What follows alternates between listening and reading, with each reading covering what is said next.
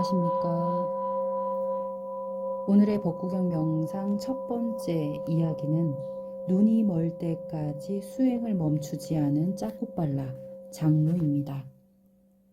부처님께서 사와띠에 머무르실 때 짜꾸빨라는 장로와 관련해서 개송 1번을 설하셨습니다.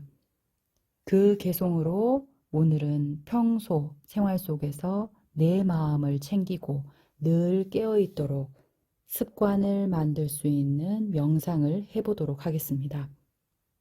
법구경 명상은 나를 지관할 수 있는 실천 수행 명상입니다. 그럼 보험 명상에 들어가기 전에 내 몸과 마음을 고요하게 하는 호흡부터 평안하게 한번 쉬어보도록 하겠습니다. 호흡이 고요해지면 자연스럽게 잡념과 망상이 떨쳐지게 됩니다. 호흡 명상의 몸 자세에 대한 안내와 또 방법에 대해 알려드리겠습니다. 우선 편안하고 조용한 공간에 바른 자세로 앉아봅니다. 양쪽 다리를 좌우로 왔다 갔다. 반과부자를 해도 좋고 과부자를 해도 좋습니다. 몸을 옆으로 움직이면서 자세를 한번 잡아보겠습니다. 이때 허리는 반듯하게 세우시고 양손은 모아도 좋고 무릎 위에 살며시 올려놓아도 좋습니다. 어깨에 힘이 들어갔다면 이때 어깨의 힘을 빼시고 목을 고추 세우시고 눈을 살며시 감아 봅니다. 마지막으로 입안의 혀는 입 천장에 살며시 붙여봅니다. 자, 이제 호흡을 깊이 들어 마셨다가 깊이 내쉬는 호흡을 3번 해봅니다.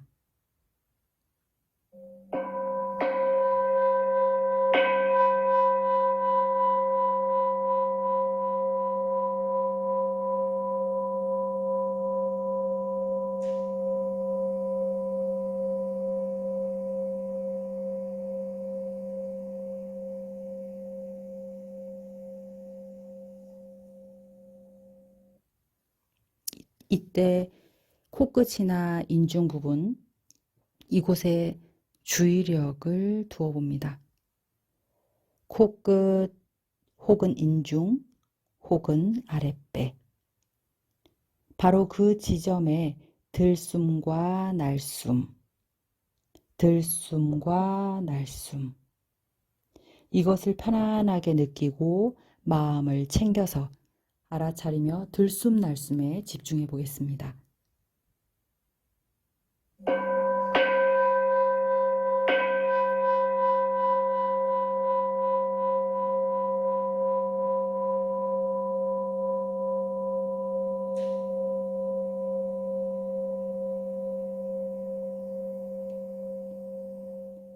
이때 호흡은 인위적으로 조절하지 말고 전적으로 자연스럽게 내 몸과 마음을 이완하는 느낌으로 자연스럽게 해봅니다.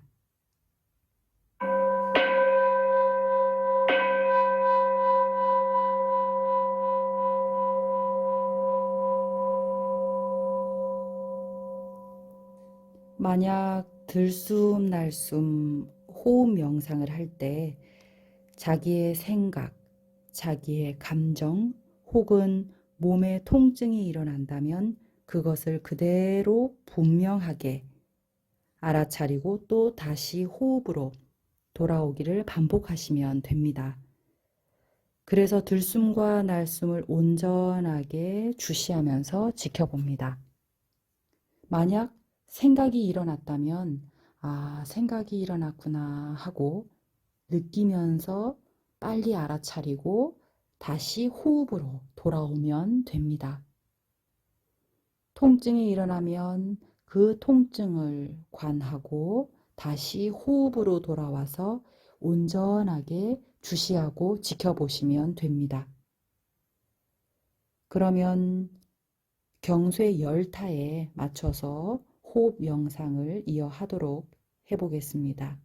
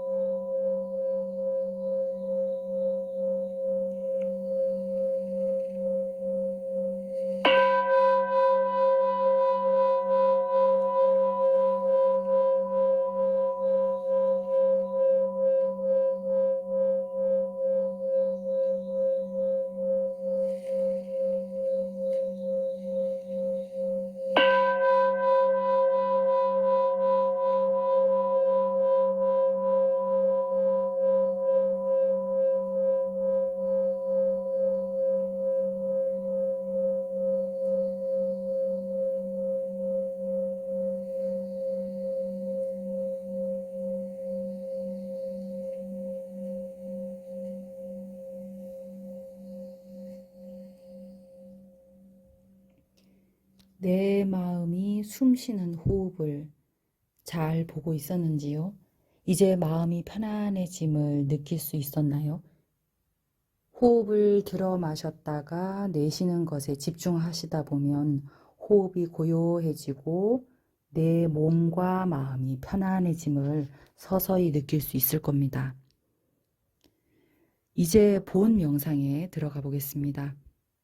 오늘의 첫 번째 법구경은 제1장 눈이 멀 때까지 수행을 멈추지 않은 짜고빨라 장로 개송입니다.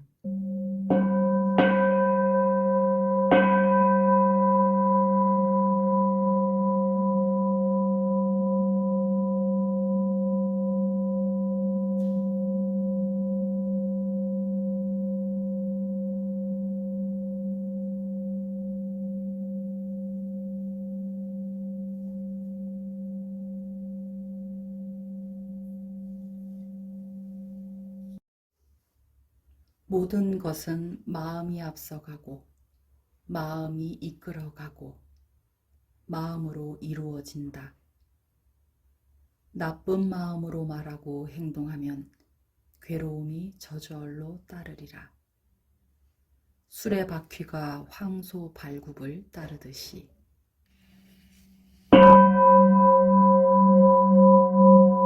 모든 것은 마음이 앞서가고 마음이 이끌어가고 마음으로 이루어진다.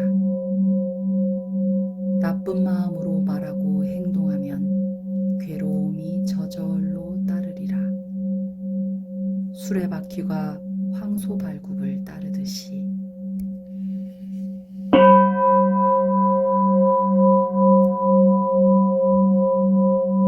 모든 것은 마음이 앞서가고 마음이 이끌어가고 마음으로 이루어진다. 나쁜 마음으로 말하고 행동하면 괴로움이 저절로 따르리라. 수레바퀴가 황소 발굽을 따르듯이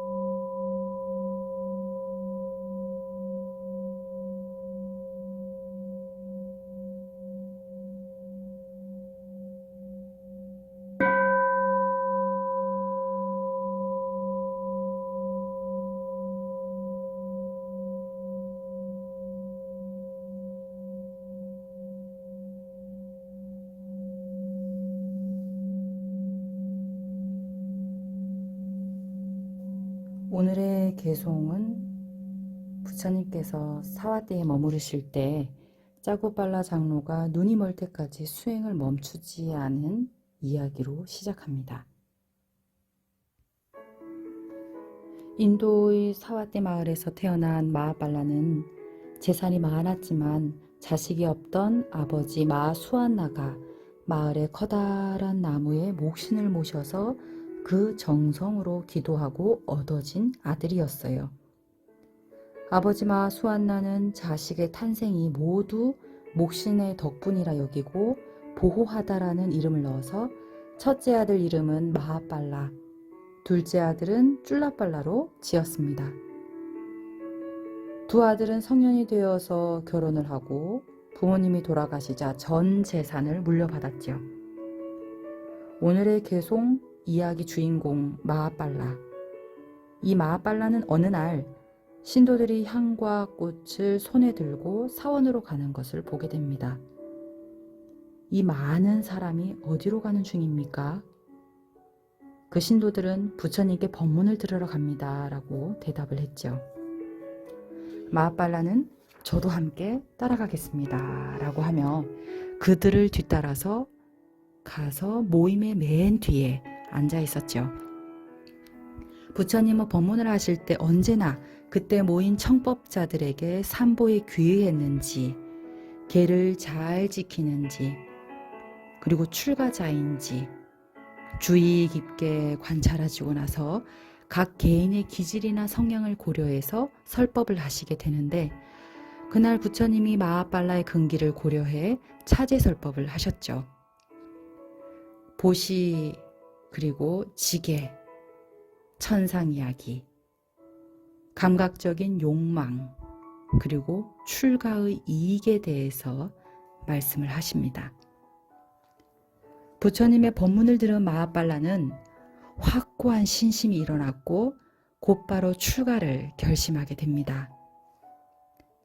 그러나 출가를 만류하며 탄식하는 동생에게 오히려 나이 들어서 약해지면 손발도 말을 듣지 않는데 힘이 떨어지면 어떻게 수행을 할 수 있겠는가 라며 설득을 하고 부처님 제자가 됩니다. 이미 나이가 든 상태에서 출가한 마하빨라에게 부처님은 삼장교학을 암송하고 배우기는 힘들지만 마음 알아차림 위파사나 수행은 잘 할 수 있음을 아시고 수행 주제를 가르쳐 줍니다. 마하빨라는 수행을 떠날 도반 60명을 모집해서 길을 떠나게 되는데 그때 한 국경 근처의 마을에 이르렀습니다. 그곳 주민들은 위에 있는 수행자들을 만나자 환희심이 일어났고 그들이 3개월간 우기안거를 이 마을에서 나시기를 간청드립니다. 물론 안거를 시작하면 탁발과 또 그들이 수행을 잘 할 수 있도록 외우 대중이 된다는 거지요. 안거에 들면서 모든 스님네들이 행주좌와, 즉 걷고 머무르거나 앉거나 누울 때 마음을 집중하며 안팎으로 수행을 하는데 마하빨라는 행주자와 중 등을 땅에 대지 않고, 즉 잠을 자지 않고 알아차림 수행을 하겠노라 대중스님들 앞에서 다짐을 합니다. 안거가 시작한 지 한 달이 지나자 잠을 자지 않고 용맹정진했던 장로는 결국 눈병이 생겨서 통증이 일어나기 시작했죠. 마을 의사 한 분이 마하빨라의 눈병 소식을 듣고 찾아와서 치료와 약을 처방했지만 마하빨라는 의사가 시키는 대로 누워서 약을 넣지 않아요. 잠깐이라도 누워서 안약을 넣으면 눈이 나을 텐데 말이죠. 순간 잠시라도 스스로 한 약속을 철저하게 지켜갔던 마하빨라의 고집에 의사조차도 결국 포기를 하게 됩니다. 눈병을 앓으면서 고통스러운 느낌조차 명상 수행으로 매진했던 마하빨라는 스스로 채찍을 합니다. 지금 내 몸뚱아리 4대가 무너져 가는데 왜 알아차림 수행을 하지 않는가? 눈이 중요한가? 부처님의 가르침이 중요한가? 눈이 썩어 없어지더라도 나는 3개월 동안 눕지 않기로 결심을 했으니 부처님의 진리만을 지키고 실천하겠노라 하며 더욱 용맹정진을 계속합니다. 그날 밤 마하빨라는 순수 위파사나 수행으로 눈이 멀어버리는 동시에 아라한을 성취하여 모든 번뇌가 소멸되었습니다. 그 후로도 장로는 60명의 비구들을 가르치고 격려하면서 그들도 모두 사무예를 갖춘 아라한이 되었습니다. 이윽고 3개월간의 우기안거가 끝나자 비구들은 모두 부처님을 찾아뵈려고 길을 떠나야 하는데요. 이 떠나는 길 가운데에 악귀들이 출몰하는 긴 숲길을 지나쳐야 했지요. 하지만 눈이 멀어버린 마하빨라는 대중들에게 누를 끼치고 싶지 않아서 비구 스님들 편으로 사와디에 도착하면 그곳에 있는 동생에게 길 안내자를 보내달라고 요청을 합니다. 그래서 비구들만 우선 부처님이 계신 사와디로 보내지는데요. 이윽고 사와디에 도착한 비구들 편으로 장림이 된 형의 소식을 듣게 된 동생은 탄식을 하면서 바로 조카 빨리타를 출가시켜서 보내게 됩니다. 3위가 된 빨리타는 무사히 마하빨라를 만나서 모시고 사왔디로 되돌아오는 길에 아기가 출몰하는 숲 가운데서 어느 여인의 노랫소리를 듣게 되죠. 연의 노랫소리를 듣고 음욕이 발동한 사미는 마하빨라를 숲길에 잠시 기다리게 하고는 가서 그만 불싸움, 계율을 범하고 맙니다. 눈이 먼 마하빨라는 사미의 불싸움 계율을 범한 사실을 알고는 호되게 꾸짖고 더 이상 그의 지팡이를 잡지 않고 매몰차게 보내버립니다. 본래 부처님 출가 승단을 떠나야 하는 엄격히 금하는 중죄를 발하의죄라 하는데요. 첫째가 음행을 저지른 죄고, 둘째가 도둑질을 한 죄, 그리고 셋째는 살인, 넷째는 거짓말이라 하죠. 이렇게 장로는 홀로 아기가 출몰하는 숲속에 남게 됩니다. 비록 눈이 먼 마하빨라였으나 그의 수행 공덕이 이미 천상의 사과천왕에게까지 전해졌죠. 부처님 가르침에 귀한 호법 천신들은 보통 수행자를 보호해야 하는 임무가 있어요. 사과천왕은 부처님 가르침을 엄격히 따르는 장로를 도우러 내려가지 않으면 당장에 자신의 머리가 7조각으로 쪼개어질 것이다 라며 순식간에 땅으로 내려가 마하빨라를 인도하여서 부처님 계신 사와띠로 모시게 됩니다. 마중을 나온 동생은 마하빨라의 거처를 마련해서 2명의 노예를 출가시켰고 그들을 3인이로 장님이 된 형을 마하빨라 장로를 시봉하게끔 해줍니다. 어느 날 일단의 비구들이 부처님을 만나러 왔을 때 이들은 마하빨라의 굿띠에 방문하기로 했죠. 굿띠라는 것은 오두막이라는 뜻으로 수행하시는 스님들의 거처를 말합니다. 그런데 그날따라 갑자기 소나기가 쏟아져서 비구들은 다음 날로 미루고 되돌아갈 수밖에 없었어요. 다음 날 아침이 되자 이들은 장로의 처소에 도착을 했는데 그곳들에 많은 벌레들이 밟혀 죽어 있는 것을 보게 됩니다. 마하빨라 장로는 항상 새벽이면 뒤뜰에 나와 경행을 하곤 했는데 전날 소나기에 젖은 땅속에서 기어나온 벌레들이 장로에게 밟혀 죽은 것을 보고 이때 비구들은 생각을 했습니다. 이 장로가 한 짓을 봐라. 이 장로가 한 짓을 봐라. 눈이 멀고 나니까 경행을 한답시고 죄 없는 벌레들을 밟아 죽였군. 좋은 일을 한다면서 나쁜 일만 저지르는구나. 비구들은 부처님께 가서 이 일을 고하게 되는데 부처님은 오히려 비구들에게 말하지요. 그대들은 마하빨라 장로가 한 일을 정확히 보지 못했듯이 장로 또한 이 벌레들을 보지 못한다. 아라한에게는 죽이려는 의도가 있을 수 없다. 이렇게 말씀을 하십니다. 허나 비구들은 마하빨라에게 아라한과를 성취할 공덕이 있는데 어째서 눈이 멀게 되는 과보를 받았는지 의문이 나서 질문을 드리죠. 부처님은 마하빨라 장님은 결국 그가 전생에 지은 악업 때문이라 하시며 과거생 이야기를 해주십니다. 과거생의 마하빨라는 의사였어요. 오랜 옛날 여러 마을을 돌아다니면서 치료를 해주었는데 어느 날 한 여인이 눈병으로 시력을 잃어가는 모습을 봤어요. 의사는 여인에게 치료를 해준다면 너는 나에게 무슨 대가를 주겠냐 물었고 그 여인은 자신과 아들과 딸이 당신의 노예가 되겠다고 약속을 합니다.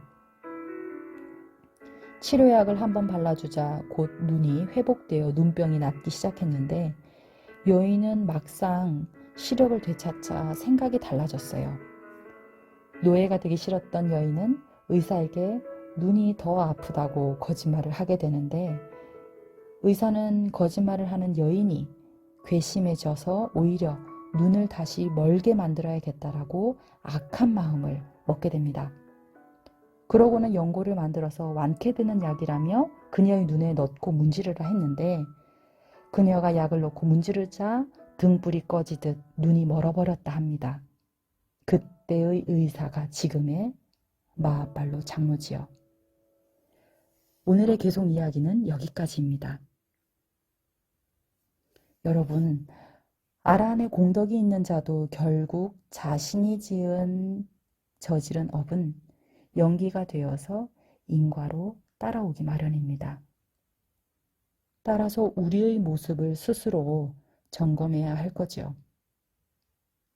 평소 생활의 삶 속에 늘 깨어 있으라 하는 것이 바로 이런 맥락입니다. 순간순간 자신이 일어나는 생각이 바른 것인지, 도리와 이치에 맞는지, 자신의 마음에 일어나는 생각을 실천으로 옮겼을 때 과연 바른 행동인지 잘 살펴보아야 합니다. 순식간에 일어난 나쁜 생각을 관조하지 못하고 실천으로 옮겼을 때 그 인과의 과보는 아주 역연합니다. 그 과보는 부처님도 어찌할 수 없다 하셨죠. 부처님 말씀 중에 중생들은 과보를 몰라 일을 저지르고 보살은 다음에 일어날 과보를 알기 때문에 행을 하지 않는다라고 합니다. 오늘은 순간 일어나는 나쁜 마음으로 말미암아 펼쳐지는 인과 과보에 대한 개송이었는데요. 따라서 우리가 평소에 알아차림 수행이 얼마나 중요한지 보여주는 법구경 개송이었죠. 대부분의 종교는 신이라는 단어를 먼저 가르치지만 사실 불교는 마음이라는 단어를 제일 먼저 가르칩니다. 내 자신의 생각으로 일으킨 마음이 한 행동은 천당과 지옥을 창조하고 행복과 불행을 만든다 합니다. 오늘의 개송을 마지막으로 한 번 더 독송하고 여기서 명상을 마치도록 하겠습니다.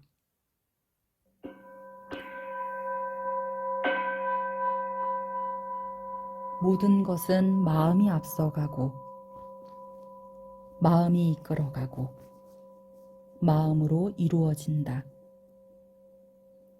나쁜 마음으로 말하고 행동하면 괴로움이 저절로 따르리라. 수레바퀴가 황소발굽을 따르듯이